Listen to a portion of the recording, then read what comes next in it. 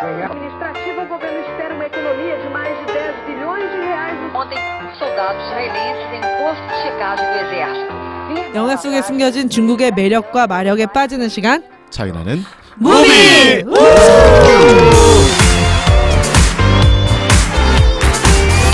안녕하십니까. 네. 계속해서 저희 차이나는 무비를 연속해서 들으시는 분들 아시겠지만 저희가 중국 영화 감독 시리즈로 장애모를 지금 하고 있습니다. 장이모. 네. 장이모. 짱이모. 장이모. 짱이모. 장이모. 짱이모. 네, 하고 있습니다. 자기소개를 해야 되는군요. 죄송합니다. 그러면 오늘은 좀 정방향으로 꿈꾸미부터 한번. 꿈을 이루기 위해서 언제나 가장 먼저 해야 할 일은 꿈을 꾸는 것이다. 꿈꿈입니다. 안녕하세요. 네, 자막 달린 중국 영화는 필요 없습니다. 저는 자영업입니다. 영화 속 얘기에 조미료를 팍팍 채워줄 여자. 책을 사랑하는 여자 책사입니다. 네, 저는 남들보다 반발 앞선 호기심과 행동으로 지갑이 늘 텅 비어 있지만 지식이 충만해서 행복한 신여성입니다. 네, 너무 지갑이 열리는 봄철에. 네, 우리가 앞에 서론이 너무 길대요. 전 피드백이 왔어. 네, 영화 얘기로 바로 들어가는 걸로. 그래 보는 걸로. 오늘은 아마 장혜모 감독의 4번째 영화였던 것 같아요. 저희 차이난 무비로 해서 많은 분들이 예전에 보셨을 것이고 못 보신 분들에게는 정말 추천하고 싶은 인생. 네. 국내 개봉은 1995년이었고요. 제작은 1994년에 되었고 장혜모 하면은 함께 떠오르는 영화배우 공리를 주연으로 하는 굉장히 다양한 코드가 있는데 오늘 그 얘기를 나눠보도록 하겠습니다. 공리와 가루. 남자. 그 여우라는 네. 갈우. 갈우입니다. 가루로 들었습니다. 아니고 갈우. 네. 가루로 그 들립니다. 네. 갈우. 근데 예. 갈우는 중국어로 뭡니까? 그 여우. 그요. 굉장히 유명한 배우고요. 희극에 많이 출연하고 있습니다. 저도 몇 편 본 것 같아요. 중국의 국민 배우죠, 뭐. 라고 해도 손색이 없을 정도. 영화에서 이 남자 주인공은 상 받은 걸로 알고 있는데 맞죠? 상 받지 않았어요? 그런 거 훅 그렇게 들어오지 마세요. 그러세요? 그거를 다 외우고 다니는 게 아니야. 워낙 유명한 배우죠. 저도 여러 유명한 편 배우라 봤죠. 그래서. 네. 상 많이 받았을 거예요. 음. 무슨 상을 받았는지 모르겠지만 하여튼 상 많이 받았을 거예요. 장이모 감독이랑 하면은 상은 기본적으로 받는다고 봐야죠. 네, 웬만한 출연으로는 우리나라에도 상을 보장받는 감독들이 좀 있잖아요. 최근에 좀 어려움이 있지만 어쨌든 그 갈우와 공리 주연인데 갈우도 나중에 이야기를 좀 더 나눠보면 좋을 것 같고 인생은 이제 영어 제목은 라이프타임이라는 뜻이거든요. 영어 제목이 조금 아쉬워요. 중국어로는 이게 그 인생이잖아요. 그죠? 그래서 오늘 이따가 그런 얘기들 좀 나눠보는데 원래는 중국어 제목을 한국어로 번역할 때 뭐 사자성어처럼 번역하고 전혀 못 알아듣듯이 했었는데 인생은 만국 동아시아는 공통인 것 같아요. 인생하면 금방 알아들을 수가 있고 그죠? 중국어 원래 제목은 후어저입니다. 후어저. 살아간다는 것 혹은 살아 있다는 것, 산다는 것. 그러니까 후어는 산다라는 동사고요. 저는 뭔가 진행되고 있고 지속되고 있다는 것을 나타내는 조사예요. 그래서 후어저 하면은 지금 살아가고 있다. 이런 ING 뜻이에요. 같은 ING. 현재 진행형. 산다는 건. 예. 살아간다는 것. 뭐 산다는 건 어, 그렇게 할 수도 있어요. 네, 이제 그거를 우리나라에서 이제 가지고 들어오면서 영화 제목을 인생이라고 바꾼 거죠. 제목을 번역을 한 거죠. 제목은 좋았던 것 같아요. 네. 원래 책 제목도 살아간다는 것이었어요. 네네. 네, 위화의 장편 소설이 이걸 이제 각색한 영화잖아요. 네. 이거는 책사께서 말씀해 주시겠지만. 네, 이렇게 네. 훅 들어가지 마시고 순서를 지켜주십시오. 네네. 저도 위화 작가를 직접 만나서 사진까지 찍어봤기 때문에 오. 저도 할 말이 있습니다. 언제 깨알 찍었는지. 자랑. 네, 2016년에. 한국에 많이 왔었어요. 네, 근데 이웃집 아저씨 같고 이런 사람이 이런 글을 쓰는구나. 그때는 허삼과 매열기로 제가 이제 영화 보고 책으로 사인 받고 했는데 굉장히 소박한 기억이 나고요. 영화에 대해서 이제 저희가 일부에서는 차이나는 한 장면으로 진행을 하죠. 그래서 이 영화를 보면서 가장 기억에 남는 장면을 통해서 이 영화의 이야기를 좀 풀어가겠습니다. 그러면 이제 편안하게 말씀을 책사님부터 해주시죠. 뭐 꼭 빨리 짜놓은 것 들어간다. 같잖아. 너무 뭘 빨리 들어가는 것 같다. 막. 짜고 하는 거잖아. 네. 편안하게 책사님부터. 우리가 뭐- 오늘은 훅 들어가길? 오늘의 컨셉입니까? 훅 아, 들어가기. 아니 뭐 좀 이렇게 소개를 한 다음에 물이 좀 올랐을 때 네. 소개를 그래야 해야지 되는데 좀 같이 짠해지는데. 변화를 열망하는 수용자를 의식해서 이번 서비스 정신을 좀 발휘해보는 걸로. 자, 한 장면부터 저부터 그러면 책사부터 시작하겠습니다. 저는 어제도 이번 영화를 처음 봤습니다.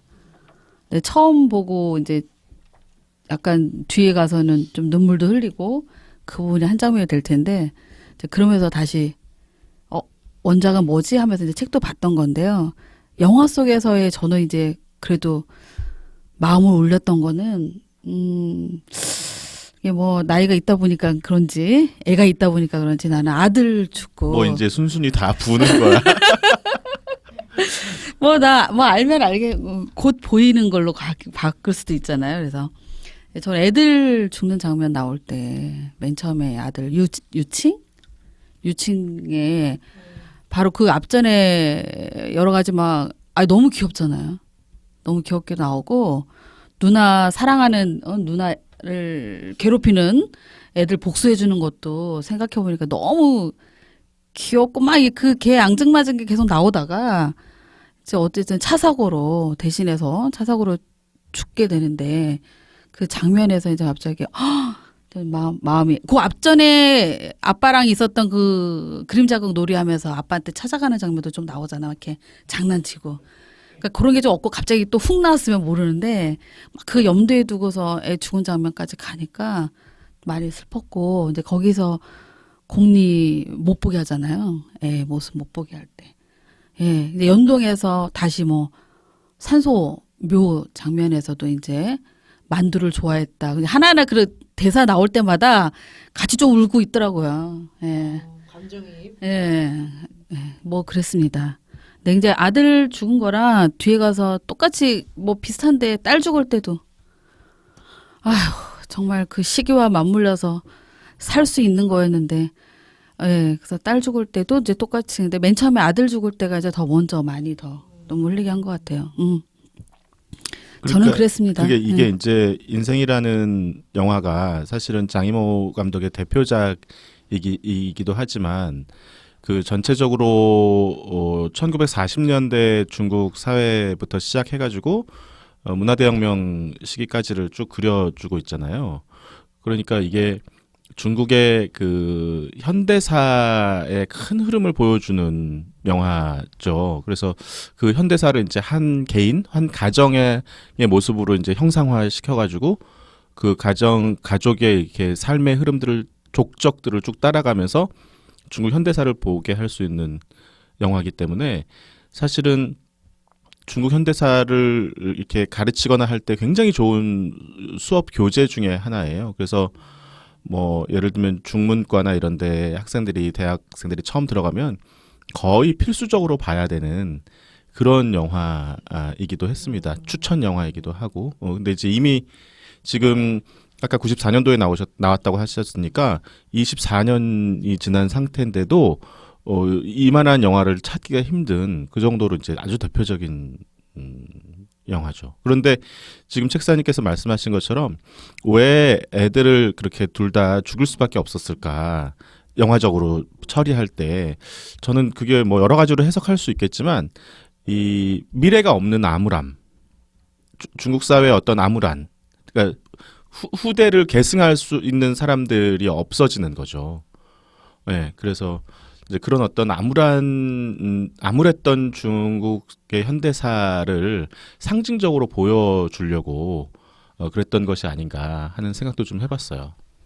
죽음을 저도 그렇게 활용하는 게, 그러니까 사실은 아들은 사고로 죽고, 그러니까 어떻게 이제 예기치 못한 죽음이긴 한데 죽음을 2번이나 이제 배치하고 그것도 부모 중에 한 사람이 죽는 게 아니라 이제 아들, 딸을 다 잃어버리는 거잖아요. 그래서 그런 부분에서는 조금 지금 꿍꿍이 말씀하신 것처럼 이제 암울하다는 생각도 들기도 하고 한편으로는 이제 그 그림자극 이 영화에서 저는 그게 한 장면 중에 하나인데 그 이제 그림자극이 생계이면서 굉장히 그 위로이면서 오락이면서 그거였는데 그런 문화를 그 도구를 불태우는 장면에서 이제 그냥 단순히 생계였던 또는 굉장히 중요한 자신의 그 도구가 아니라 어떤 시대의 사람들의 희노애락에 담겨 있는 문화를 말살하는 그러니까 스스로 그것들을 폐기할 수밖에 없는 그것들을 보면서 그 태우는 장면도 되게 인상 깊었고 그림 자극이 굉장히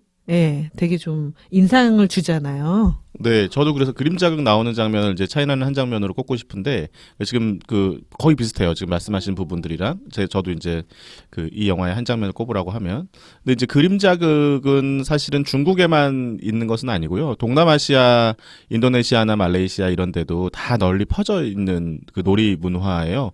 그래서 아마 동남아시아에서 먼저 시작돼서 중국으로 갔는지 뭐 전파 경로는 뭐 워낙 오래된 문화이기 때문에 정확하지 않습니다만 그래서 이제 그림 자극이라는 거는 이렇게 무대에다가 영화 스크린처럼 큰 그 하얀 천을 설치를 해놓고 뒤에서 이제 인형을 이렇게 평면 인형을 이제 잘 만들어 가지고요 제작을 해가지고 뒤에서 그 인형을 이제 그 조작하는 사람이 이걸 움직이면서 소리도 하고 얘기도 해주고 이제 그림 자극을 통해서 동작을 해가지고 앞에서 볼 때는 그게 이제 그림자로만 보이는 거죠. 근데 이제 인형들마다 색깔들이 다 담아 들어있기 때문에 이 천이 투명한 천이라서 그냥 무조건 까만 그림자로 보이는 게 아니고 이 색깔들이 다 이렇게 드러나서 보여요. 그래서 굉장히 그 재미있는 중국의 그 일종의 연극이죠. 연극의 일종이고 아주 중국의 전통 문화를 잘 보여주는 그런 놀이 문화입니다. 그래서 이제 중국어로는 그림 자극을 비잉시라고 해요. 아니면 잉시라고 해요. 그러니까 비잉시는 뭐냐면 피영희라고 하는데요. 피는 가죽 피자예요. 그리고 영은 이제 그림자 영자고 희는 중국에서 연극을 나타내는 말이에요. 그러니까 우리 유희 문화 할 때 놀이라는 뜻의 희인데 그게 중국어에서는 다 연극을 나타내기도 하거든요. 그래서 피영희. 왜냐하면 이 그림자 극에 쓰이는 인형들을 가죽으로 많이 만들었던 것 같아요. 예, 그래서 피영희라고 하거나 아니면 그냥 영희라고만 부르기도 하고 그런데 이게 또 이제 어떤 약간의 상징적인 관계가 있냐면 중국 사람들이 서양에서 영화가 처음 들어왔단 말이에요. 1896년도에. 그런데 보니까 저기서 저렇게 흰 천을 놓고 뭔가 이야기를 만들어내고 하는 거는 우리나라에도 옛날에 비슷한 게 있었는데 그게 뭐냐면 피영이었던 거지. 영이었던 거지. 그래서 중국 사람들이 영화가 처음 들어왔을 때 그걸 뭐라고 불렀냐면 영화를 서양에서 온 그림자극이다. 그래서 서양 그림자극, 서양 영희라고 불렀어요. 네, 그래서 나중에 지금은 이제 띠잉이라고 부르는데 전영이라고 부르는데 그 전영이란 말은 나중에 이제 나온 거고 그 전영이라는 말에도 영자가 그림자죠. 네, 전기로 하는 그림자 놀이라는 거죠. 전영 영화라는 말 자체가 중국어에서. 그래서 이제 그 중국 사람들이 영화를 받아들일 때 조금은 친숙하게 받아들일 수 있었던 측면이 있었던 거죠. 그러네요. 그러니까 근데 저는 또 이렇게 생각했었거든요. 우리 동아시아가 종이 문화하고 굉장히 연관이 깊잖아요. 그래서 이제 달빛 뭐 이런 그림자, 달빛 그림자, 또 어두움에서 빛을 보여주는 이런 형식이고 외국에서 이제 뭐 체코의 마리오네트 인형극 같은 경우가 굉장히 섬세하고 디테일한데 거기에는 공연 문화고 우리는 약간 비치는 문화고 뭐 이런 게 있어가지고 약간 우리는 사실 이렇게 좀 뭐라고 해야 돼요? 그렇게 빛이 반사되는 그러니까 직접적으로 보여주는 것보다는 이렇게 좀 비춰주고 그 그림자처럼 뭔가 이렇게 투영되는 것을 아시아에서는 예전에 달빛 길들이기 길어올리기인가요? 그 임권태 감독 관련 영화 평론에서 그런 걸 본 적이 있는 것 같아요. 우리의 달빛 문화에 대해서 그 달빛이라는 게 주는 은은함, 그림자 뭐 이런 것들. 그래서 아마 영자에 대한 좀 거부감이 없이 근데 예전에 헐리우드에서도 약간 이런 그 그림자에 관련된 영화가 하나 있었는데 확실히 받아들이는 그러니까 표현 방식이 다른 것 같아요. 그래서 이거는 말씀하신 것처럼 그림자극이 볼거리 중에 하나이죠. 중국은 연극의 종류가 어마어마하게 많아요. 굉장히 많아요. 근데 이제 사람들이 나와서 하는 연극, 그래서 우리가 뭐 경극이나 뭐 곤극이나 이런 것들을 주로 많이 아시는데 인형극이 굉장히 많이 발달해 있어요. 그래서 인형을 뭘로 만드느냐에 따라서 전부 종류가 달라집니다. 그래서 예를 들면 이제 천으로 인형을 만들어 가지고 하는 인형극은 포대희. 우리가 포대기라 그러죠. 그럴 때 포대예요. 포대희라고 부르고 그다음에 이제 나무로 인형을 만들어서 하는 거는 모구희. 예, 나무 인형극이라고 부르고요. 뭐 그다음에 이제 중국의 전지 예술이 있죠. 이렇게 종이 가위로 이렇게 잘 잘라 가지고 예쁘게 만들어내는 거. 그런 걸로도 인형극을 또 만들어요. 그래서 전지 인형극. 예. 그러니까 뭐 그게 수도 없이 인형을 뭘로 만드느냐에 따라서 인형극이 종류가 이제 나눠지게 됩니다. 그런데 이제 그거를 나중에 중국에서 애니메이션으로 이 인형극을 발전을 시켰어요. 30년대 이후에 이제 애니메이션이 막 발전하면서 1950년대 막 60년대 인형극을 많이 애니메이션으로 만든 거예요. 근데 이제 그 문화대혁명 지나면서 이런 부분들이 이제 다 아까 말씀하신 것처럼 그림자극이 말살되고 이랬잖아요. 그렇게 이제 막 말살되고 하면서 그 전통 애니메이션 전통이 끊어진 거지. 뭐 인형극은 아니지만 예를 들면 수묵화가 중국의 또 전통적인 어떤 그림의 일종이잖아요. 그랬을 때 그 수묵화로 그려진 애니메이션도 있고 그래요. 그래서 이런 거는 굉장히 전통과 서양의 어떤 영화를 결합시킨 아주 그 재미있고 좋은 그런 모델인데 이게 이제 중간에 다 단절돼 버렸어요. 그러다가 이제 요즘에 조금 다시 그거를 이제 복원하고 이제 계승하려고 하는 움직임들이 많이 일어나고 있죠. 여러 가지 소재가 있었다고 하니까 재밌네요. 근데 이게 가죽으로 된 거면은 뭔가 또 뭐 지역이랑 이런 거랑 상관이 있는 건지 아니면 비싼 건가요? 가죽으로 소재로 해서 이 연극이 다른 종류랑 뭐 나무를 만든다든지 종이라든지 이런 거랑 뭐 차이는 뭐 없나요? 뭐 비용도 생각이 나고 갑자기. 보관의 문제이기도 보관? 한 것 같고 지역도 영향을 미쳤을 수도 있는데 종이는 이제 종이가 원래 중국에서 먼저 만들어진 거라서 종이 문화는 워낙 오래됐고 그죠. 다른 것들은 꼼꼼히 눈빛을 보니까 네. 근데 왜냐면 이제 종이로만 옛날에는 네. 만들면 이제 이게 보관이 그 형태나 이런 것들이 잘 저기할 맞아요. 수가 없을 거 아니에요. 유지할 수가. 그러니까 이제 아무래도 조금 이걸 한 번 하고 말 게 아니니까 인형의 어떤 보존 상태나 이런 것들을 하기 위해서 잘 그랬을 맞추기 것 위해서 같아요. 가죽으로 했던 네. 것 같아요. 네. 제가 생각했을 때는 그게 막 앞으로 이렇게 색상까지 다 비추어 내잖아요. 그 종이로 만들 때는 그게 투사 효과나 이런 거에 있어서 좀 가죽보다는 좀 떨어지지 않을까 싶기도 하고. 아 그게 조명이 아니었습니까? 뒤에서 비춰주는데 음. 앞에 가림막이 하나 있잖아요. 아니 그러니까 그게 네. 다르게 보이는 게 그 피사체 그것의 색깔이었는지 아니면 저는 이제 비춰주는 빛이 좀 색깔이 다 들어가 있다고 저는 생각했어요. 도구의 색깔이요. 도구의 인형의 색깔. 색깔이죠. 그러면- 인형의 색깔이죠. 네네. 그러면 그럴 수 있겠네요, 그죠?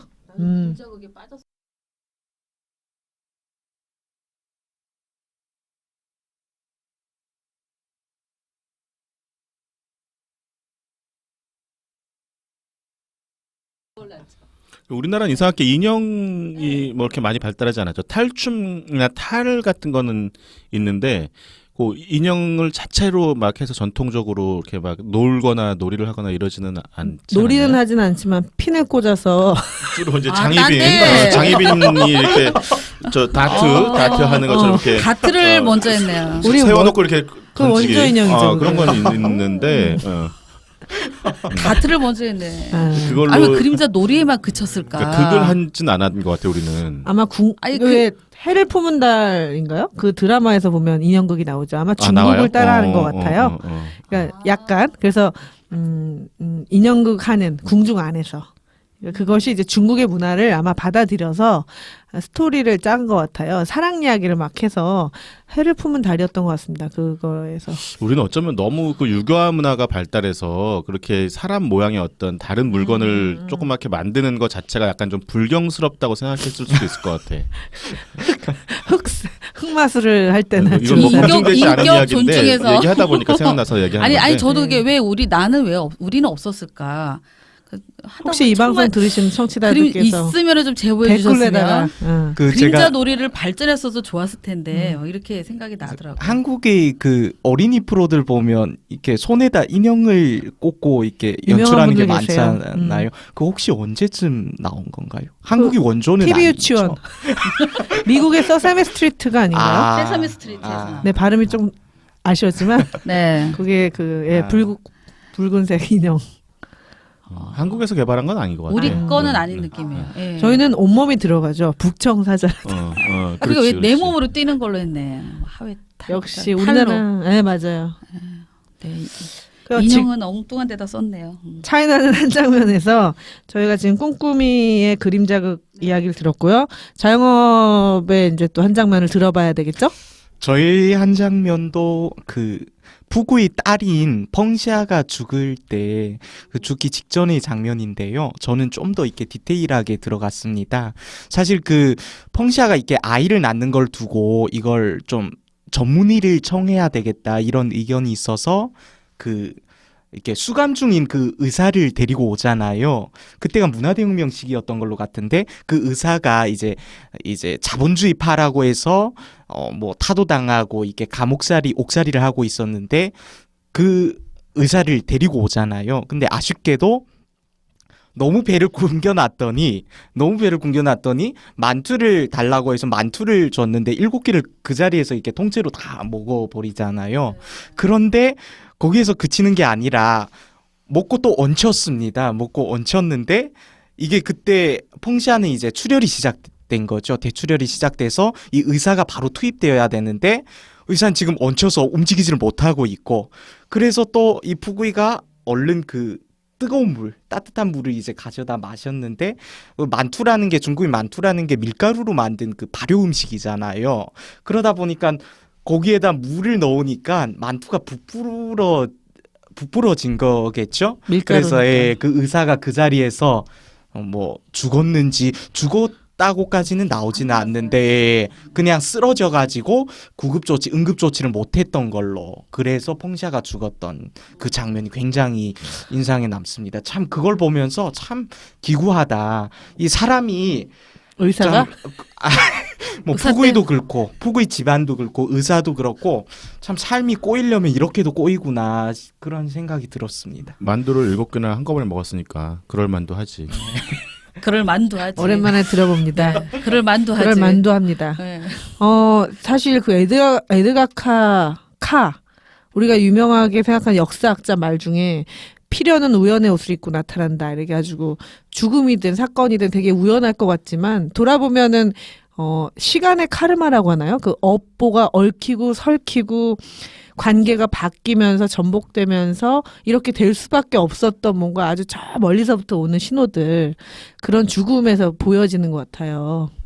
그러니까 문화대혁명 시기에 보면 의사나 교사, 뭐 교수 이런 지식인들 그다음에 이런 사람들이 굉장히 핍박을 많이 받았어요. 그래서 사회주의 중국은 노동자, 농민, 병사 이런 사람들의 나라이기 때문에 군인 이런 사람들의 나라이기 때문에 기존의 상식으로 우리가 사회적으로 지위가 높다고 생각하는 이런 지식인들이나 의사들이나 이런 사람들은 굉장히 하찮은 존재로 여겨졌고 그 인민들이 가서 노동자나 농민들이 가서 그 사람들의 말을 듣지 않아요. 예를 들면 내가 배가 아파서 갔는데 의사가 보고 이거는 뭐 이렇게 해서 진찰해주고 이런 약을 먹어라 얼마 동안 먹어라 그럼 안 들어. 필요 없어. 내가 달라는 대로 줘야 되는 거야. 그래서 막 엄청 막 폭행도 많았고 그런 사람들에 대해서 그런 시절이 있었습니다. 그게 문화대혁명 시절이죠. 그래서 그게 문화대혁명 끝나고 나서도 중국이 지식인들이나 이런 전문직 종사자들한테 대한 대우가 좋지 않았어요. 지금 이제 조금 많이 바뀌어서 지금 이제 조금씩 좋아지고 있지만 그런 사람들의 사회적 지위가 높지 않았어요. 예. 네, 지금은 많이 좋아진 편입니다. 예. 요즘에도 중국도 한국처럼 사자 달린 거를 좋아하기 시작했습니다. 오. 예. 교사, 의사, 변호사. 그런 건 자본의 힘인데 그것이 상업화되고 있는 거군요. 그래서 이 영화는 사실 처음에 설명을 좀 살짝 했지만 1940년대부터 70년에 이르기까지 긴 역사에서 이제 한 가족을 상징으로 내놔가지고 그 풍파에 시달리면서 자식도 잃고 신분도 변하고 재산도 잃었다가 막 전쟁터도 갔다가 살아 돌아왔다가 우리나라도 사실 국제시장 정도 되는 이제 그런 이제 그거만큼이나 다이나믹한 건데 국제시장보다 더 긴 사건과 긴 세월 속에서 체제가 바뀌고 막 이런 이야기들이 있었죠. 저희가 차이나는 한 장면은 영화 속에서 우리가 인상 깊게 본 것과 이 영화의 배경이 되는 시대를 얘기해보는 코너잖아요. 그래서 더 느낌이나 이런 것들을 좀 더 말씀해 주실 게 있나요? 시간이 아직 여유가 있나 봐요. 여유는 네. 없죠. 네. 근데 저희는 2부가 기다리고 있기 때문에 차이나 한 장면은 이제 저희가 장애모 영화에 대한 기본 평? 이런 것들을 나눠봤고요.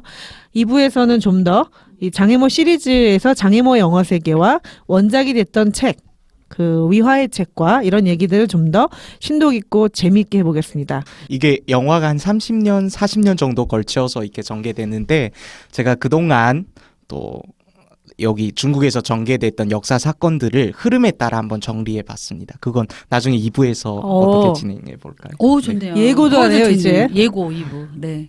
그러면 2부, 좋습니다. 제가 이제 1부에서 마치려는 게 맞는 거예요. 네, 맞습니다. 그러면 이제 구호를 한번 외치고 잠시 다음 주에 돌아오겠습니다. 영화 속에 숨겨진 중국의 매력과 마력에 빠지는 시간 차이나는 무비!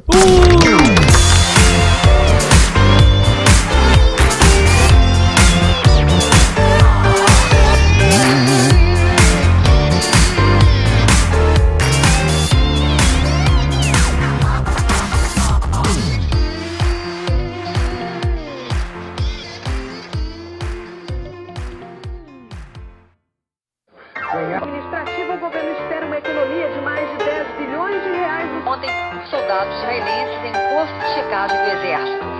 영화 속에 숨겨진 중국의 매력과 마력에 빠지는 시간 차이나는 무비!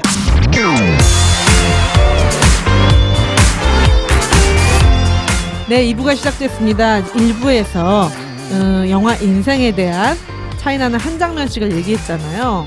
특히 그림자극에 대한 이야기가 굉장히 인상적이었는데 꼼꼼이의 엄청 꼼꼼한 설명 덕분에 중국의 그림자극뿐만 아니라 인형에 대한 이야기도 좀 길었다는 거죠? 아닙니다.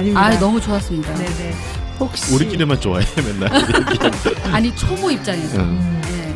네, 그래서 1부에서는 차이나는 한 장면으로 이야기를 나눴다면 이번 2부에서는 이 영화의 원작이 됐던 위화의 소설 인생의 원작과 영화 대 원작이라는 코너로 운영을 해보겠습니다. 자, 그러면 이제 영화 이야기, 책 이야기를 조미료를 팍팍 책사님께서 이 영화의 원작 소설에 대해서 좀 소개를 해주신다면. 잠깐 1부에서 놓쳤던 거. 정말로 가루가 나무주연상을 이 영화로 받았어요. 네. 네. 갈우. 네. 갈- 가루가 아니라 갈우. 푸구이. 영화에서 가루면 그렇게 우리나라에선 가루지기 뭐 이런 게 있어가지고 네. 저는 자꾸만 우려가 됩니다. 가루지기가 나와 거기서. 아유, 참 독특해요. 죄송합니다. 네. 제가 이게 영화를 다 보고 나서 그다음에 이제 검색을 하고 이렇게 딱 보면 소설과 다르다. 그래서 소설을 막 추천한다. 이런 얘기가 나와서 이제 저도 이제 뒤늦게 소설을 보게 됐어요. 예. 소설은 1992년도에 처음 나오고 저희가 영화가 제작이 94년도니까 이렇게 됐죠. 근데 국내 책이 발간됐던 것은 아까 저기 일부에서 얘기한 대로 살아간다는 것으로라는 제목으로 1997년도에 살아간다는 것으로 초판이 발행이 되었어요. 예. 그리고 나서 이제 국내 영화 상영 후에 나중에 이름이 인생으로 재탄생을 합니다. 예. 그래서 제가 산 책을 보니까 이제 출판사는 이제 계속 97년부터 똑같이 예, 그냥 같은 출판사인데 쇠가 39세까지 간 걸로 보면 국내에서도 꽤 팔리고 있는 소설로 보여집니다. 예. 근데 중국에서는 더 어떨지 궁금해서 보니까 이게 해마다의 부수는 안 나왔어도 2017년도만 해도 중국에서 작년만 해도 130만 부가 팔렸다네요. 이게 우리나라에 보면 초 베스트셀러거든요. 예. 많이 팔린 거죠. 근데 이제 보통은 해마다 한 100만 부 정도 팔리고 있고 중국에서 저는 예.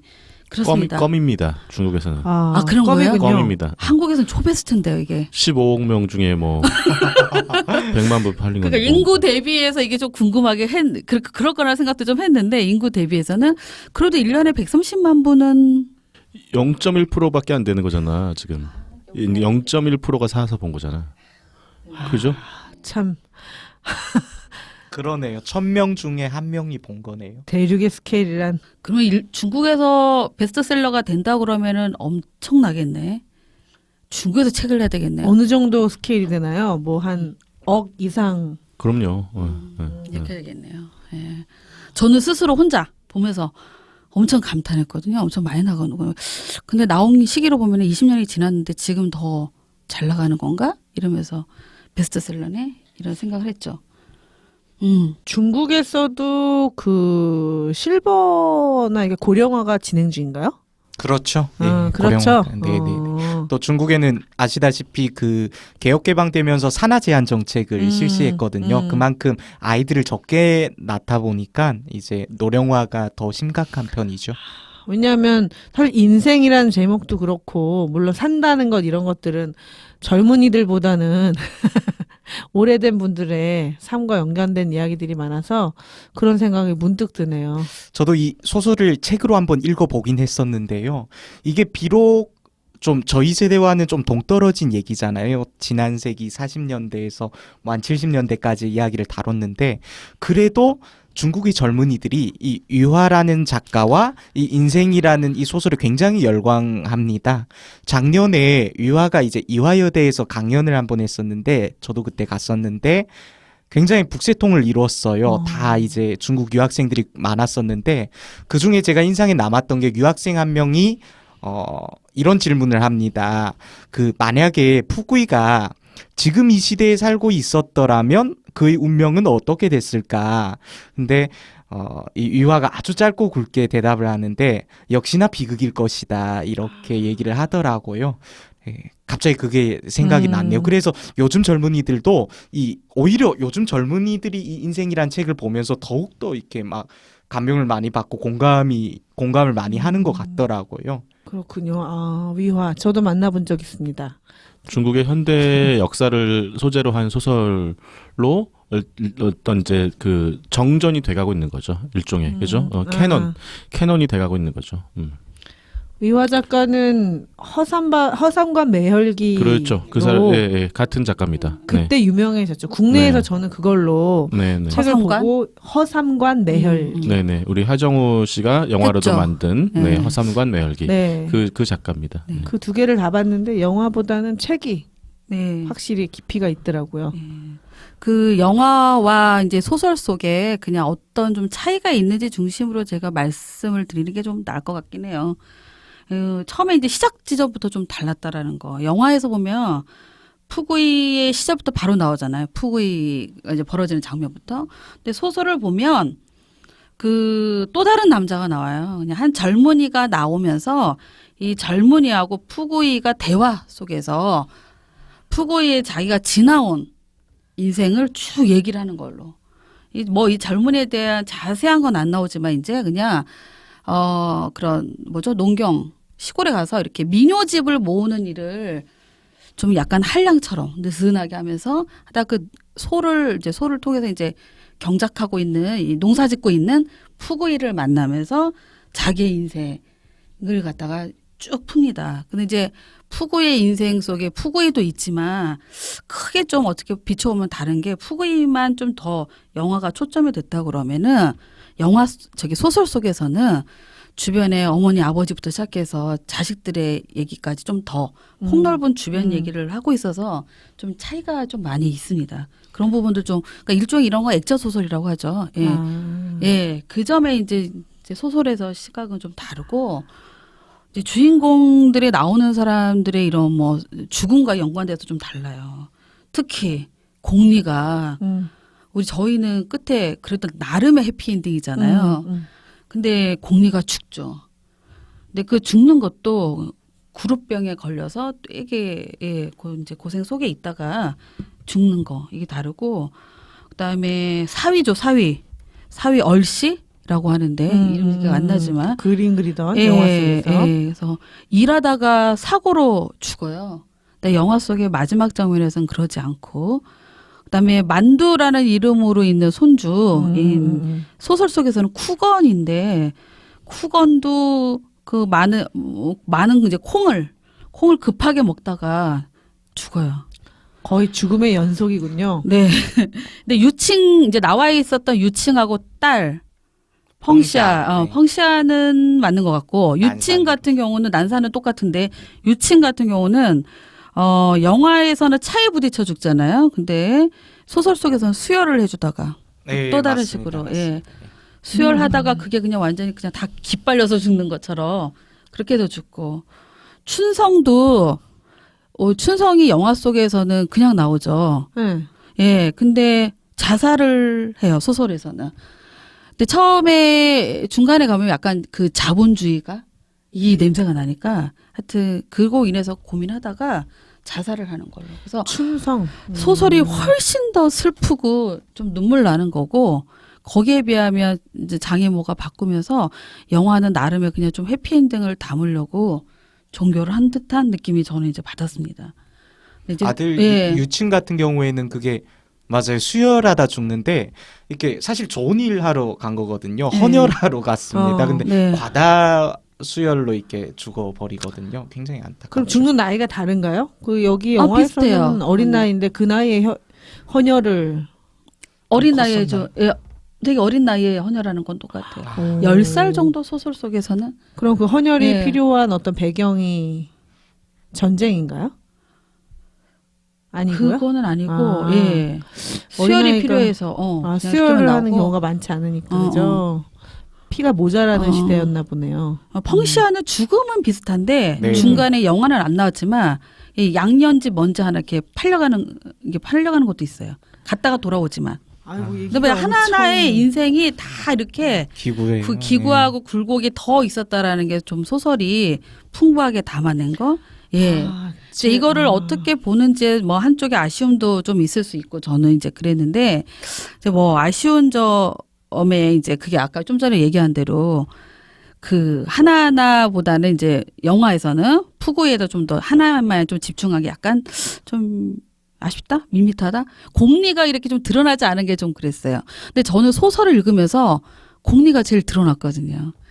근데 구루병에 걸려 누워 있을 때 그때 아들이 죽어요. 영화랑 좀 완전히 다른 거. 근데 유칭이 죽는데 구루병 걸린 거 알고 삶이 얼마 남지 않은 거를 푸구이가 아는 거예요. 그래서 아들이 죽은 거를 안 알려줘요. 그냥 다쳐서 병원에 있다. 그래서 시간이 이제 뭐 한참 가는데 사실은 그냥 공리는 알고 있었던 거죠. 알고 있다. 해서 이제 나중에 해서 아들 죽은 것도 못 보고 가고. 예. 그래서 공리랑의 구루병에 앓으면서 그 순차적인 시간에 대한 얘기들이 굉장히 좀 더 깊이 더 있었고 제가 이제 잠깐 이제 하나를 죽기 전에 이건 영화에 없었으니까 꼭 들려주고 싶었어요.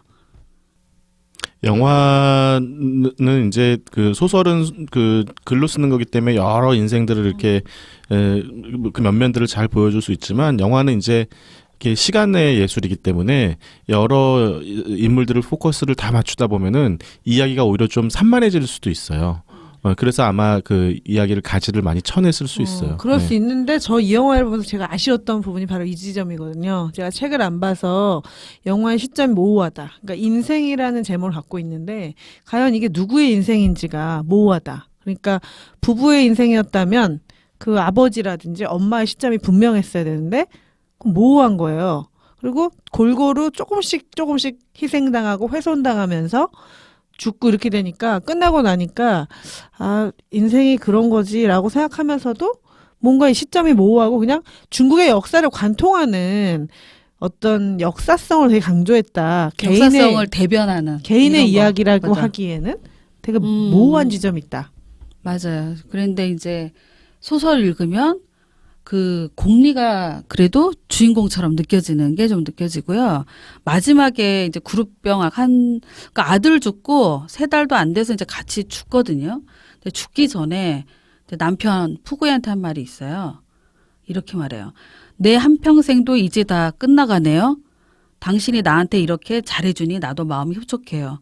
나는 당신을 위해 2 아이를 낳았어요. 당신에 대한 보답인 셈이죠. 다음 생에서도 우리 같이 살아요.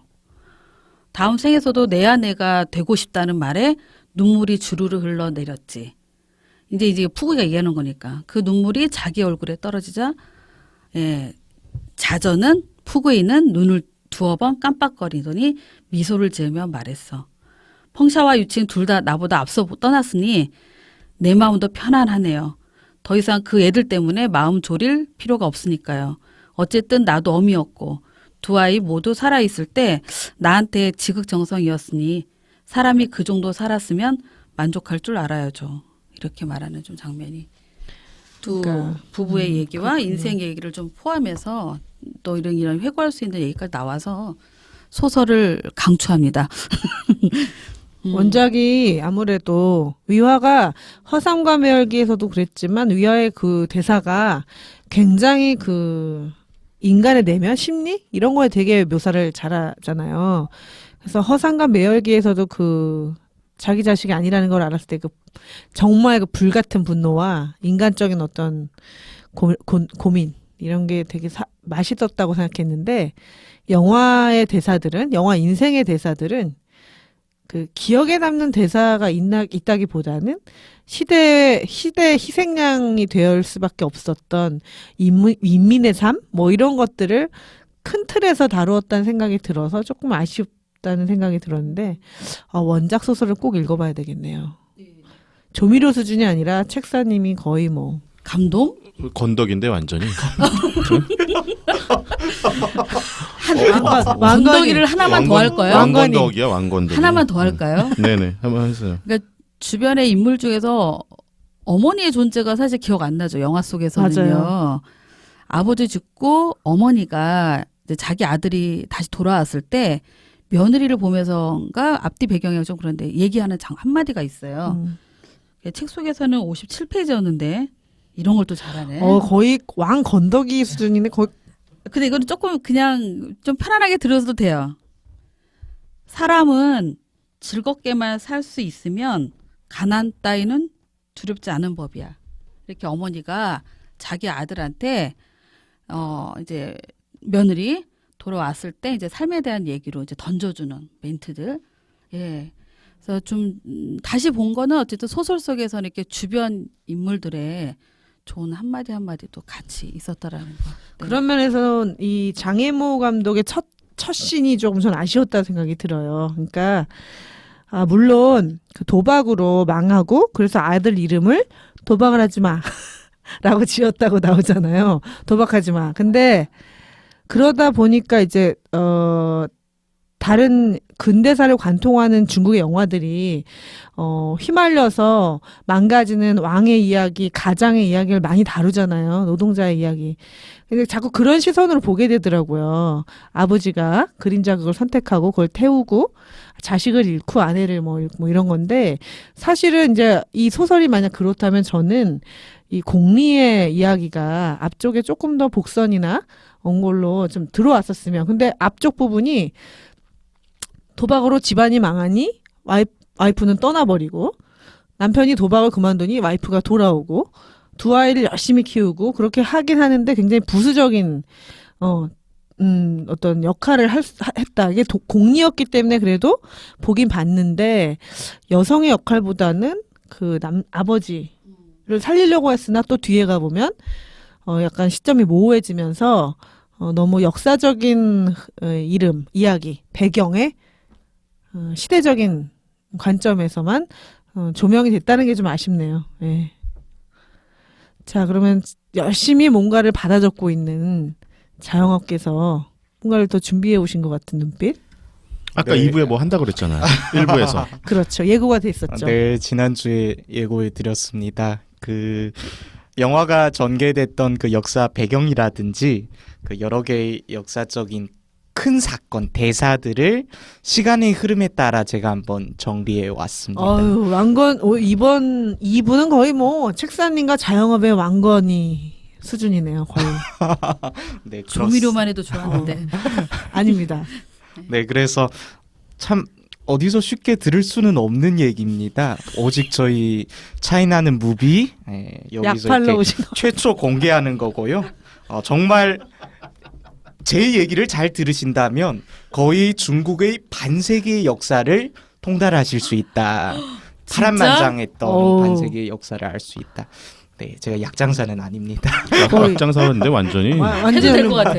아 이거 네네. 이렇게 얘기하면 안 돼. 또 전국의 약사회에서 들고 일어나요. 약장사가 뭐 죄송합니다. 어때서? 떡장사는 네, 어떻습니까? 사과드립니다. 응.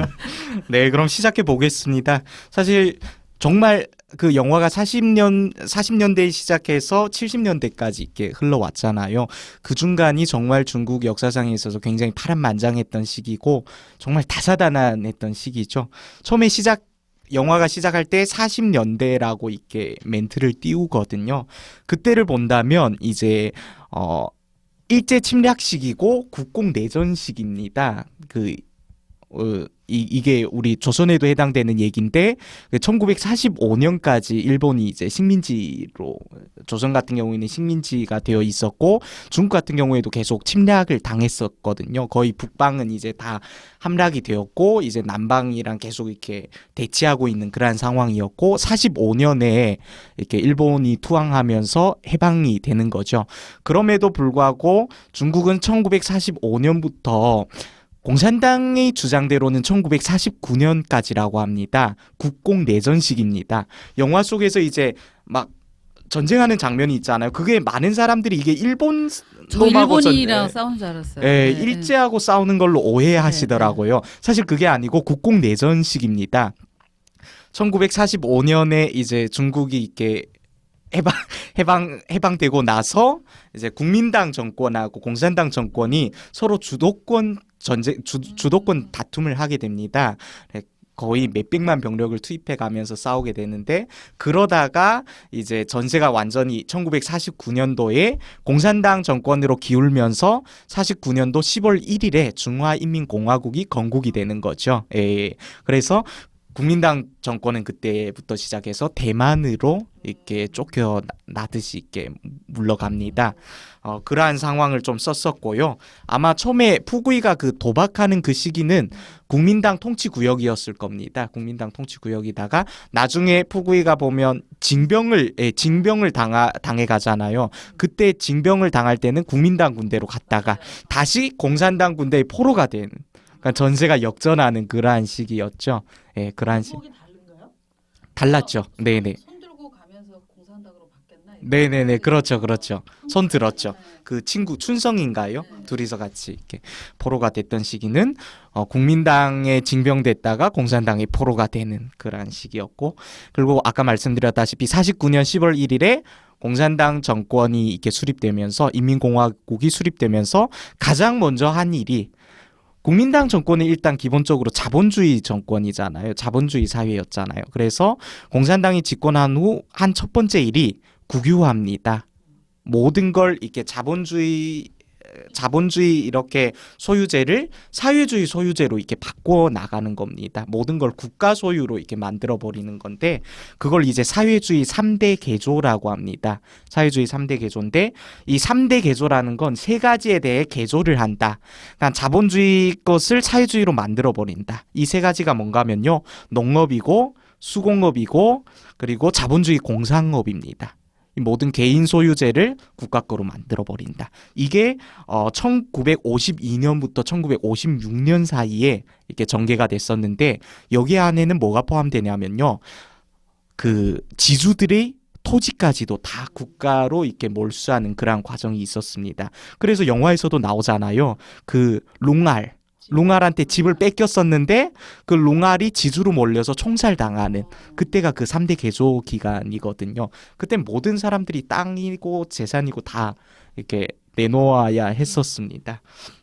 뭐 드럼통에 막 그 제철 같은 걸 다 내놓기도 하고 네네, 막 그런 그게 장면들이 그 나오죠. 다음이에요. 아. 그게 3대 개조에는 해당 안 되는데 3대 개조 후에 바로 뭐가 있었냐면요. 대약진 운동이라는 게 있습니다. 따유해진 말 그대로 이렇게 한층 업그레이드한다. 대약진. 약진한다. 도약한다. 이란 뜻인데 그때 내세웠던 구호가 우리가 몇 년 만에 이 철강 생산량 대표적인 게 철강 생산량이었거든요. 이걸 우리 미국을 초월하겠다. 소련을 초월하겠다. 영국을 초월하겠다. 이걸 구호로 내세우고 전국적인 철 모으기 운동을 했었어요. 모든 사람 집집에 가지고 있는 철들을 다 가지고 오라. 그걸로 제철을 하겠다. 철을 이제 만들겠다. 강철을 이제 만들겠다 해서 집집마다 이렇게 철을 갖다 바치는 그러한 대약진 운동 시기가 있었는데 영화랑 좀 접목해 본다면 그 푸구의 아들인 이름이 뭐였죠? 푸구의 아들 우리 갑자기 에이, 유칭. 유칭이 그 피연극에 예. 그 철 사슬이 있다고 그것까지 알려주죠. 바치려고 했는데 이르잖아. 아버지가 혼낸 그러한 대목도 맞아요. 있잖아요. 그때가 이제 대약진 시기였는데 이건 1958년부터 60년 사이에 이렇게 전개가 됐습니다. 굉장히 이렇게 좌경 오유라고 지금 중국 당국에서도 판명을 낸 그러한 사건이거든요. 그러니까 일방적인 생산량을 늘리기 위해서 이렇게 온갖 수단을 가리지 않는 정말 비과학적인 그러한 오유였죠.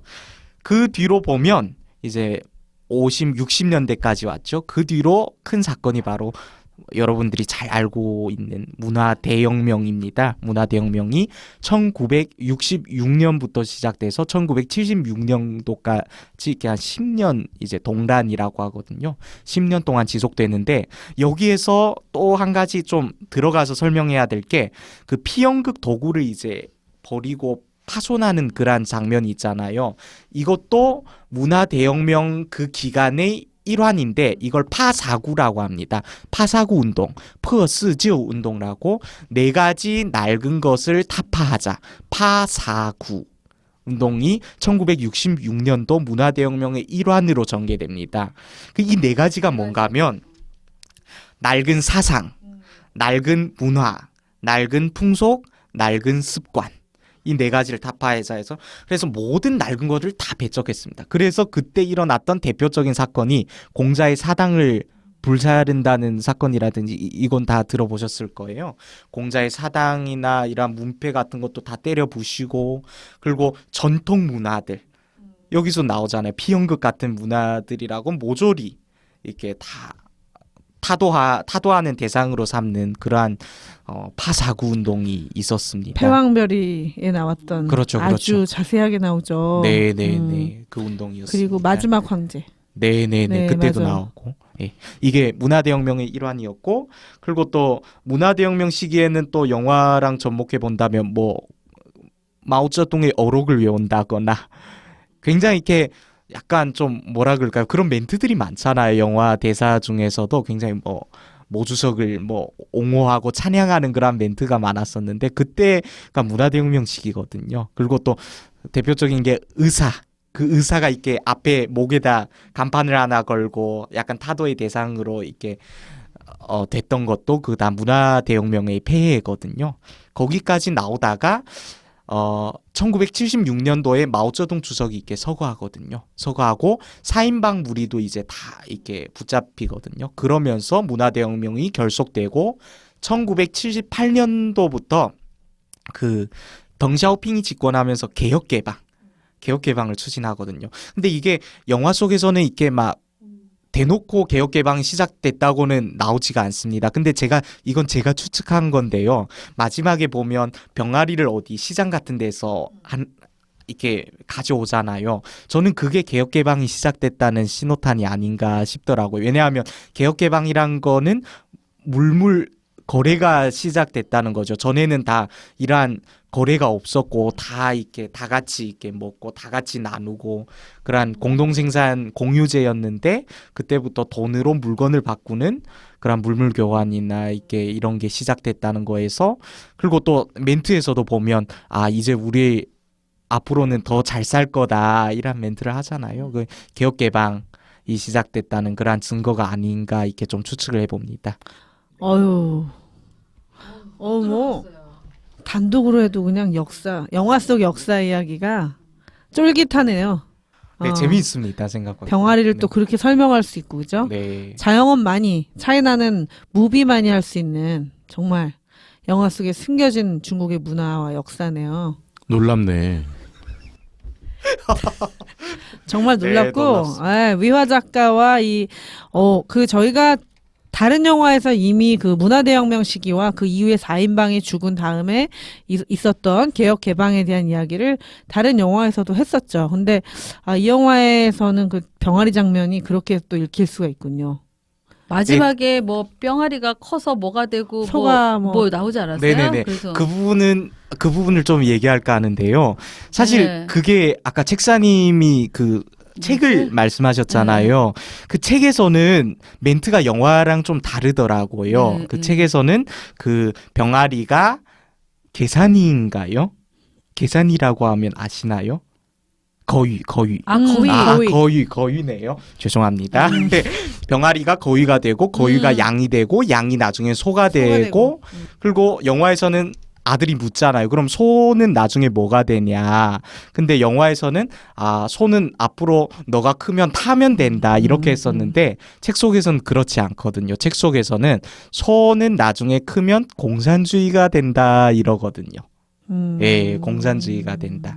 그러니까 잘 살아진다는 뜻이에요. 공산주의가 이렇게 그 의미를 생각을 못했어요. 네네네. 네. 그게 공산주의란 게 돈의 개념이 없어지는 거잖아요. 이렇게 자기가 갖고 싶은 대로 갖고 자기가 먹고 싶은 대로 좋은 먹고. 세상이 되는데 그렇죠. 그게 공산주의다. 네네네. 그러니까 일단 병아리가 거위가 되는 그것도 어떻게 보면 큰 변화잖아요. 있을 수 없는 변화인데 점점 좋아진다. 그러한 뜻을 이렇게 역시. 내포하고 있습니다. 되게 그 멘트가 새겨지는 게 여러 가지가 있네, 의미가. 장애모의 네. 영화답네요. 장애모가 항상 심어놓는 인민과 중국의 근데 이게 책은 금손은 아니었습니다. 근데 영화는 한동안 상영을 금지했었습니다. 예. 제가 알기론 그렇습니다. 그 나중에 이렇게 상영이 된 걸로 아는데 왜 그랬냐면요. 이게 물론 이 영화가 이렇게 사회 비판적인 내용도 좀 있고 중국의 여러 가지 그러한 오유에 대해서 이렇게 좀 직설적으로 이렇게 표현한 부분도 있고 하는데 가장 큰 이유는 그거라고 합니다. 이제 중국에서는 그 모든 영화나 방송이나 드라마들을 심사하고 상영 허가를 해주는 광전총국이라는 기관이 있습니다. 광대중주라는 한국 놓고 말하면 뭐 방송 심의위원회 네, 같은데. 심의위원회 같은. 네. 중국에는 방송 심의가 굉장히 엄격하잖아요. 근데 지난번에 이제 그 꼼꼼이가 말해주셨다시피 그 중국 영화 장애모가 이 영화를 직접 해외로 들고 나가서 이제 상을 받았다고 했잖아요. 이 영화도 마찬가지인 거예요. 이 인생이란 영화도 가나 영화제에서 상을 받게 되는데 그것도 중국에 허가 없이 이렇게 나갔다는 거예요. 칸. 가나라 그래서 깜짝 다 놀랐어요. 아프리카 아니, 영화제인 줄 알고. 칸 영화제를 죄송합니다. 중국말로 하면 까나. 아니 끝나고 영화제. 정정하려고 그랬어요. 아니 저는 아프리카에 출전. 가나 나라 이름이죠. 저는 짜나 그대로 직역해서 가나는 국가 이름입니다. 네, 아프리카 국가 이름이죠. 네. 죄송합니다. 칸 영화제. 그러니까 중국 그 광전 총국의 허가 없이 칸 영화제에 나가서 수상을 했다는 이유로 중국에서 한동안 상영 금지를 발칙한. 시켰습니다. 네. 괘씸죄. 영화의 내용이 아니라 난 괘씸죄에 내용인가 걸린 지금 해서 거군요. 물어보려고 했는데 저도 처음에 내용에 대해서 의심했는데 나중에 아. 이렇게 막 검색하고 자료를 찾다 보니까 그게 더 큰 이유였다고 합니다. 네, 자기- 칸 영화제. 칸. 칸. 전 새로운 영화제를 알게 된 줄 알고 기뻤다가 아니 가나 영화 지금 뭐지? 저희 새로운 지식이 충만이 안 되었네요. 아, 빵 터졌어요. 자 이제 가나요? 네, 2부가 가고 3부가 돌아오고 있습니다. 저 멀리서 3부가 소를 타고 오고 있네요. 가나 초콜릿이 땡기네. 네, 그럼 잠깐 쉬면서 우리 초콜릿이나 한번. 먹죠. 네. 그래서 2부에서는 이제 예고 드렸던 것처럼 원작대 영화로 해서 책사님의 위화의 원작 소설 산다는 건 뭐 이런 이야기들, 그리고 영화에서 놓쳤던 공리, 엄마의 입장, 이런 것들이 인상 깊었다면, 또 우리 장영호께서 방송 최초로 어디에서도 들을 수 없는 영화 속에 숨겨진 중국의 역사, 네, 중국의 역사와 장애모의 어떤 영화에 얽힌 비화, 너무 이야기가 신랄하고 재밌어서 꿈꾸미께서 대사를 놓칠 정도로, 네, 정말 놀라운. 오늘 잘끌 수 있을 시간이었습니다. 네, 3부에서는 이제 꿈꾸미의 새로운 활약을 기대하며 3부에서는 저희 차이나는 뮤비의 힐링 콘텐츠라고 할 수 있는 차이나는 한마디 대사를 가지고 또 찾아오겠습니다. 구호를 한번 외쳐볼까요? 영화 속에 숨겨진 중국의 매력과 마력에 빠지는 시간. 차이나는 무비! Administrativa, o governo espera uma economia de mais de 10 bilhões de reais. Ontem, soldados israelenses em um posto de checagem do exército. 영화 속에 숨겨진 중국의 매력과 마력에 빠지는 시간. 차이나는 무비!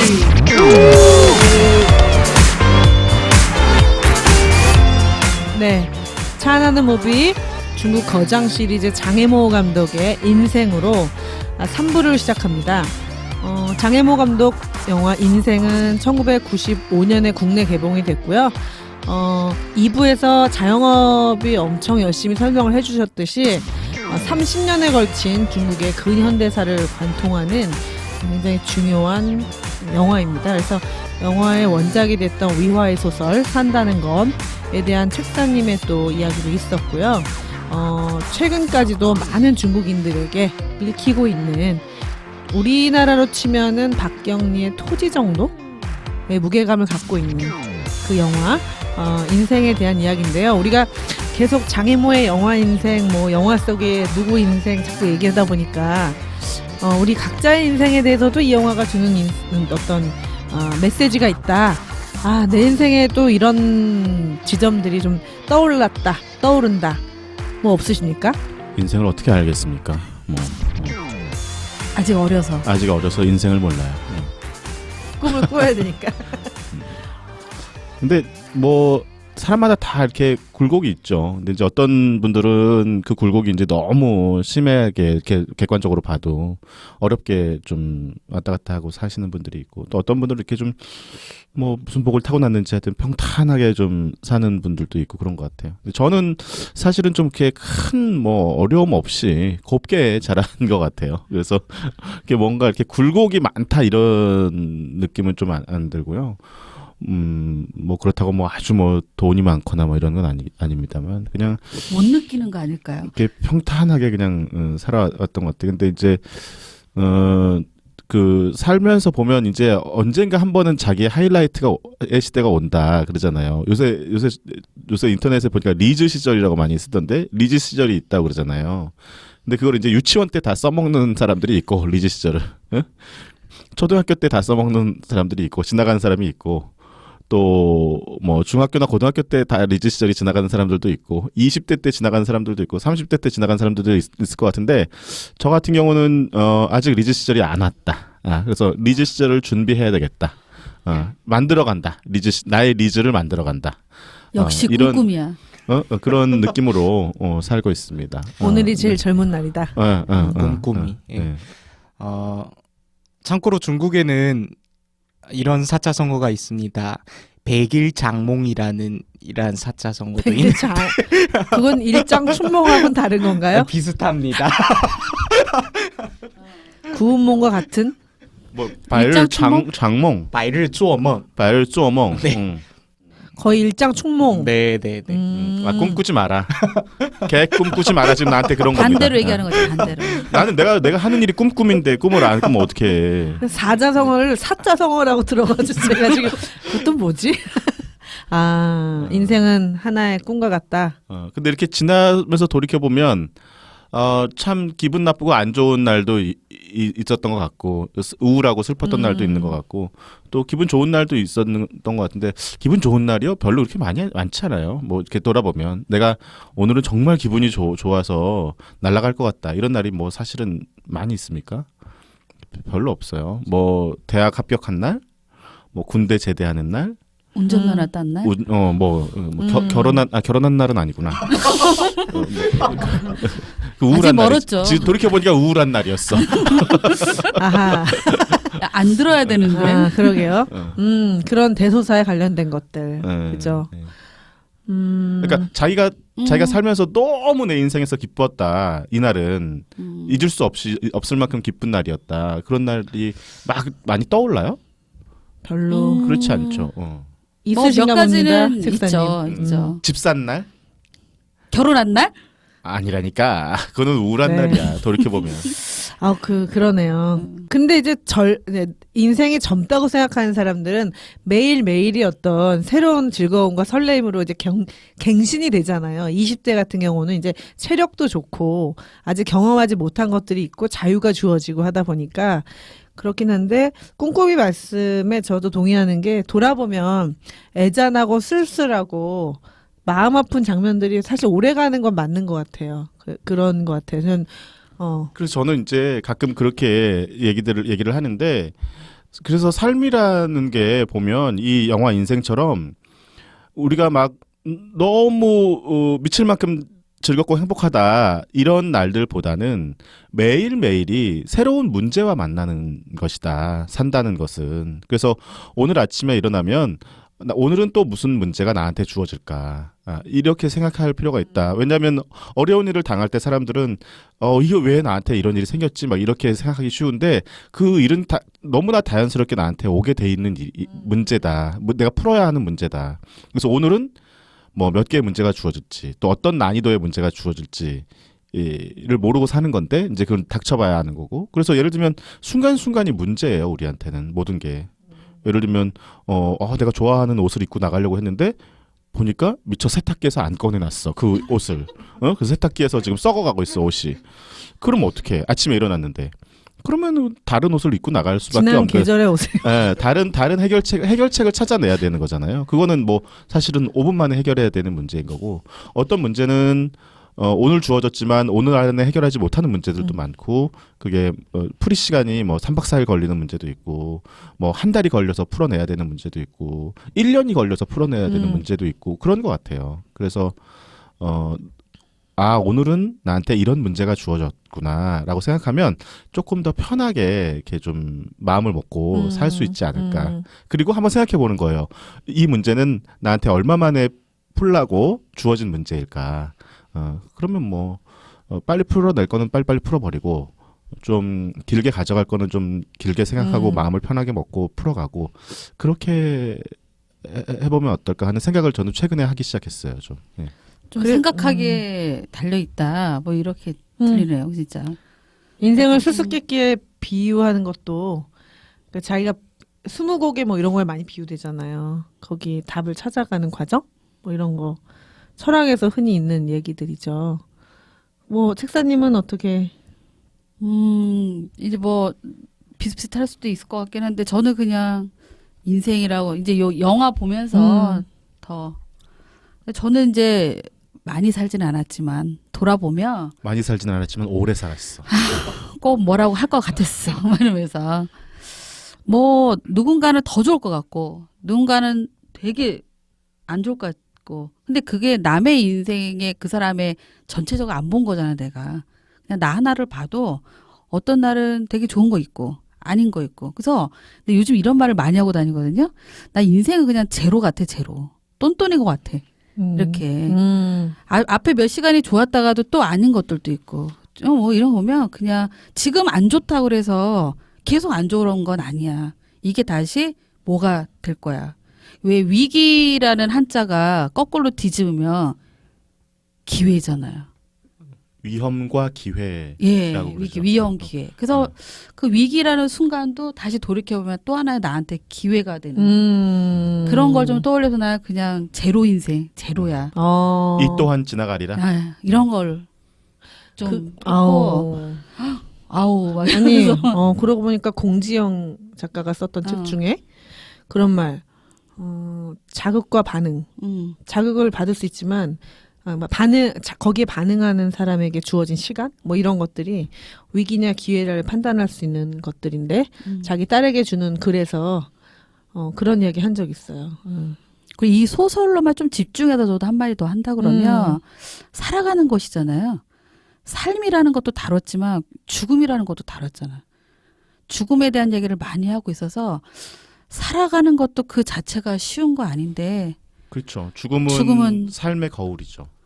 네, 네, 이것도 쉽지 않아. 네, 죽음이라는 게 예. 있기 때문에 우리가 삶을 더 또 생각해 보게 되는 거죠. 그래서 이 죽음을 생각하는 이런 시간과 사유의 시간이 좀 더 있었더라면 어제랑 오늘 있었던 누군가의 이런 자살 사건을 보면서 좀 더 안타까움 때문에 예, 이런 책들 좀 많이 읽었으면 좀 달라지지 않았을까? 그냥 너무 쉽게 삶이라는 것만 좀 더 집중했는데 내가 어떻게 죽을 것인가도 좀 한 번 더 고민했었으면 자세랑 삶도 달라지지 않았을까? 예, 이런 것도 한번 인생 보면서 떠올랐어요. 예. 인생은 그럼에도 불구하고 가는, 그죠. 그런 긴 열차인데, 우리 자영업님 2부에서 활약이 대단하셨는데, 3부 시작돼서 이 꿈꿈이와 책사의 또 이 주옥 같은 인생 멘트에 눌리신 겁니까? 아유, 눌렸죠. 뭐 그리고 뭐 저는 무릎을 이제- 꿇으신 것 같은데. 이제 시작이죠, 인생. 태어난 지 얼마 안 됐대요. 이거 나의 폭탄. 전 사실 그 말이 생각났습니다. 찰리 채플린이 했던 그 인생이란 멀리서 보면 희극인데 가까이서 보면 비극이다. 준비 많이 했어. 그 제가 알기로 아리스토텔레스 아닙니다. 찰리 채플린이 한 겁니다. 의 이야기가 영화 평에서 가면서 아니 아리스토텔레스가 같은 얘기를 거의 했거든요. 같은 얘기인가요? 예. 그 얘기가 딱 생각났는데 전 오히려 이 인생이란 영화에서의 폭우의 삶은 오히려 이 채플린이 말한 이 멘트의 정반대가 아닌가 싶더라고요. 멀리서 보면 비극인데 가까이서 보면 희극이다. 전 오히려 이렇게 말하고 싶더라고요. 오. 어떻게 보면 이게 그 푸구이를 지키고 있는 수많은 그러한 벙커들은 어떻게 보면 다 함락이 됐잖아요. 하지만 자신이라는 그러한 최후의 보루는 결국에는 간수하고 지켜냈다는 자체가 어떻게 보면 희극이 아닐까 그런 생각을 좀 해봤습니다. 중간에서 보면 뭡니까? 희비극입니까? 웃다가 울게 되나? 그럼 안 되는데. 섹스피어가 했던 말 중에 행복한 가정은 비슷하지만 불행한 가정은 다르다 이렇게 얘기하잖아요. 발음을 저마다. 셰익스피어. 네, 셰익스피어. 네. 셰익스피어. 그런 것 같긴 해요. 그죠? 근데 그게 위화 소설의 특징인 것 같아요. 위화의 허삼관도 멀리서 보면 엄청 가난하고 찌질하고 굉장히 뭔가 스스로의 인생에 대해서 깊이라든지 진지함이 부족할 것 같지만 그 사람이 그걸 관통해서 그러니까 이긴다는 말은 좀 그렇고 지탱해 가는 힘. 그것이 이제 그 삶의 해악과 위트와 또는 그 가족 관계에서 오는 그 힘. 그래서 왜 이 대사들을 보면 당신이어서 좋았고 고마웠고 당신이 있어서 내 인생이 의미가 있었고 뭐 그런 마치 김광석의 60대 노부부의 이야기 가사처럼 그런 것들을 돌아보게 하는 그래서 진짜 반대로 된 것 같아요. 자영업의 말처럼 멀리서 보면 역사의 희생자 뭐 그쵸 혁명의 무슨 약자 뭐 이런 거일 수 있는데 그것을 좀 의미가 있습니다. 네, 인생 의미 하니까 있네요. 주옥 같네요. 생각해보니까 인생이라는 영화 제목을 너무 잘 맞아요. 선별한 것 같아요. 장혜모 영화 국내에 개봉된 것 중에 제목이 굉장히 기억에 많이 남는 제목이죠. 그러면 이제 이 영화 속의 한마디를 가지고 저희 차이나는 무비 킬러 콘텐츠 킬러 콘텐츠. 차이나는 한마디로 들어가 보겠습니다. 뭐 오늘의 한마디는 차에 놔야 이제 돼. 끝날 때 되니까 신났어. 늘 이때부터 생생해져. 네, 인생 얘기를 많이들 하셨는데 뭐 가난하시다느니 뭐 비극이라느니 참 이런 얘기를 많이 했는데 푸구이가 그 영화 속에서 전 재산을 이제 도박으로 잃고 나서 한 말입니다.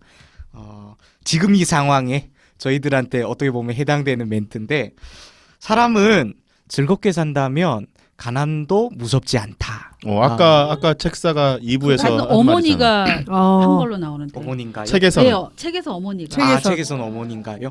영화에서는 아마 푸구이가 그 재산을 탕진하고 네네 2부에서 책사가 네, 읽어줬잖아. 내가 그거. 그걸로 준비했습니다. 이렇게 네. 통했어요. 네, 네. 사람은 즐겁게 산다면 가난도 무섭지 않다. 가난도 무섭지 않다. 이걸 어떻게 발음하냐면요. 人只要活得高兴. 아유 받아 적지 마세요. 아니요. 제가 이게 지금 갑자기 오늘은 약간 깁니다. 너무 긴 편은 아니고요.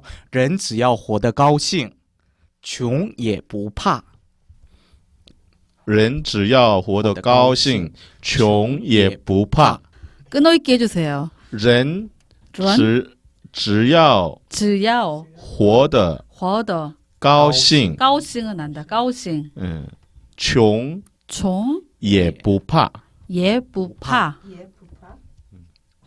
穷也不怕만 해야 되겠다. 穷也不怕. 가난도 무섭지 않다. 내가 딱 보니까 아니다. 분위기를 앞도 하자, 앞도 하자.穷也不怕 앞도 할래요. 해봅시다. 가난. 해봅시다. 그럼 해줘. 也不怕 렌 하면 사람. 렌, 렌 젠, 렌, 혀를요. 렌, 혀를 이렇게 렌. 위로 R 발음하는 것처럼 렌, 위로 렌, 렌. 위로 이렇게 입천장 쪽으로 구부려야 되는데 조금 더 깊이 구부려야 돼요.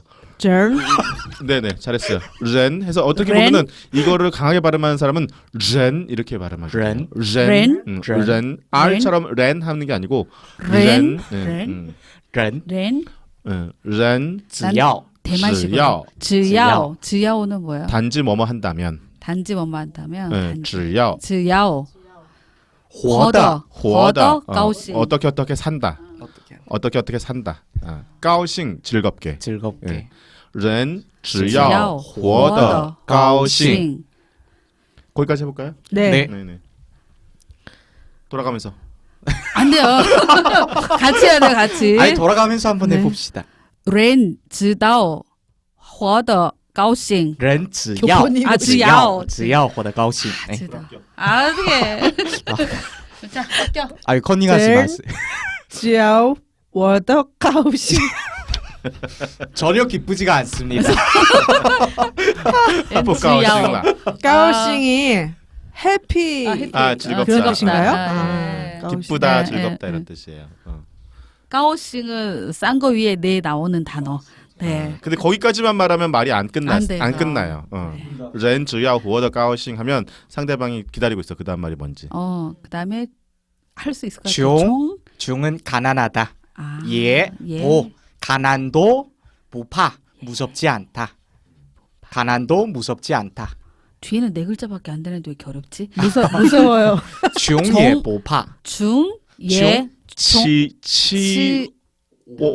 치용 치용, 치용 치용 청, 총 청, 청, 종 청, 예, 부, 파. 네, 돌아가면서 한번 하겠습니다. 청, 예, 부, 파. 청, 예, 부파. 오, 네, 오, 그동안 훌륭해졌어요. 들었던 것 중에 제일 네 글자. 예, 우리를 파. 네, 여러 번 죽이네요. 한번 연결해서 이렇게 한번 해볼까요? 人只要活得高兴穷也不怕. 자, 人只要活得高兴穷也不怕. 오, 잘했어요. 네, 참 잘했어요.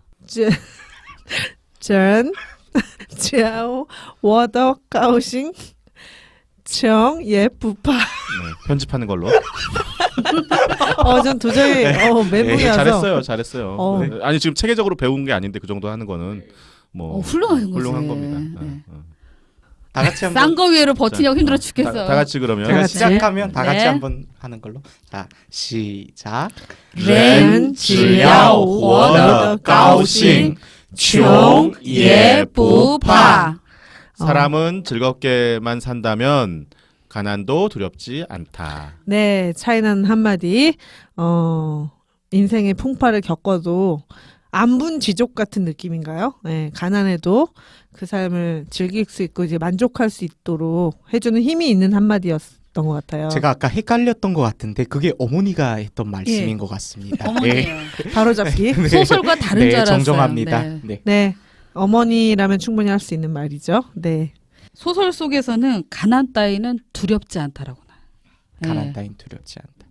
하여튼 그래서 그 이 장이모의 이 인생이라는 영화는 장이모가 원래 이제 초기에 그 붉은 수수밭, 국두, 홍 등 이런 영화들을 찍으면서 주로 여성 문제에 많이 관심을 가졌었거든요. 여성과 이제 1920년대, 30년대의 어떤 그 중국에서의 삶들 이런 것들에 관심을 가졌는데 그 이후에 이제 그 뭐 귀주 이야기 이런 것도 물론 찍었습니다만 그 이후에 이제 그 약간 시선을 20년대 30년대 머물러 있다가 일로 조금 더 땡겨오는 그러니까 40년대 이후의 중국의 문제에 관심을 갖게 되는 그런 영화로 이제 평가를 받을 수 있어요. 그래서 초기작을 벗어나기 시작한 영화라고 이제 인생을 평가할 수 있을 것 같고요. 그 장이모가 이제 나중에 욕을 많이 먹게 되는데 사실은 이제 이 인생에서 어떻게 보면은 가장 자기의 저력을 폭발적으로 드러내서 영화를 찍은 것 중에 하나가 작품이 아닌가 그런 생각이 들어요. 그런데 결과적으로 이 작품도 보면 아까 우리 책사님께서 잘 말씀해 주셨지만 결국은 그 소설의 원작에 기대고 있거든요. 그래서 장이모는 대부분의 영화들이 자기가 직접 시나리오를 쓰는 게 아니고 이렇게 소설 원작을 갖고 있는 걸 가져오기 때문에 서사를 만들어가는 방식이 소설 원작에 많이 기댈 수밖에 없는 그런 구조를 보여주고 있는 거죠. 여자 문제가 나왔었는데요. 아니 여성 문제입니다. 아니 여자 문제하고요 여성 문제는 굉장히 다른 문제입니다. 네. 예민합니다. 네네네. 예민합니다. 아유, 여성 정정합니다. 문제라고 해요. 여성 문제. 그 장애모가 초창기에 이제 여성 문제를 많이 이제 영화를 통해 다뤘었다고 하는데 요즘에 장애모가 중국에서 욕을 먹는 이유 중에 하나가 여성 문제에 너무 지나치게 관심을 많이 가졌다는 거죠. 예, 와이프가 뭐 여러 명이라든지 등등 뭐 이런 건 그건 여자 문제인데요. 여자 문제인가요? 다시 여자로 마무리됩니까? 다른 문제입니다. 여자 문제하고 여성 문제는 다른 문제입니다. 네. 아, 그렇군요. 네, 많은 좀 비판을 받고 있습니다. 참 창작의 고통과 이 카타르시스. 공리도 참. 그 중에 한 명이었으니까. 그쵸. 그렇죠. 국내 영화 감독들도 자유롭지 못한 분들이 요즘 많이 이제 회자가 되고 있는데, 네. 장이모 감독. 마지막으로 그 좀 보충을 한다면요. 유학 이 작가는 굉장히 촉망받는 중국에서 촉망받는 이러한 젊은 작가고요. 한국에도 이렇게 책들이 많이 번역되었습니다. 근데 중국 같은 경우에는 이렇게 뭐 이런 출판회나 이런 게 제재가 있다 보니까 상당한 부분 중국에서 금서로 여겨지는 책들도 있는데 제가 나중에 한국에 와서 읽은 책도 한 권 있습니다. 그 책이 그 사람의 목소리는 빛보다 멀리 간다라는 책인데 그게 중국에서는 금서거든요. 근데 읽고 굉장히 감명을 받고 제가 이게 중국에서 들리면 안 되는데 사실 그렇게 재미있게 읽었던 굉장히 생각하면서 읽었던 책이 있어서 잠깐 소개해드립니다. 와, 오늘 뭐 얻어가는 게 깨알같네요. 정말 많네요. 3부에서 차이나는 한마디 할 앞뒤로 그죠? 우리 인생도 얘기하고 위화 작가에 대해서 조금 위화 작가는 정말 중국에서 되게 중요한 문학가라고 생각해요. 저도. 그러면 이제 오늘 이렇게 좀 즐거운 저희 이제 이야기인데 장혜모 감독이 그럼에도 불구하고 여자 문제로 시끌시끌하지만 그럼에도 불구하고 중국 영화를 이야기할 때 빼놓을 수 없는 거장이라서 저희가 중국 영화 거장 시리즈에서 첫 번째 감독으로 지금 다루고 있고요. 다음 시간에도 장혜모 감독의 영화를 이어가는 걸로 하겠습니다. 기대해 주시고요. 오늘 3부 여기서 마치겠습니다. 구호를 한번 외쳐볼까요? 중국 영화 속에 숨겨진 중국의 매력과 마력에 빠지는 시간 차이나는 무비!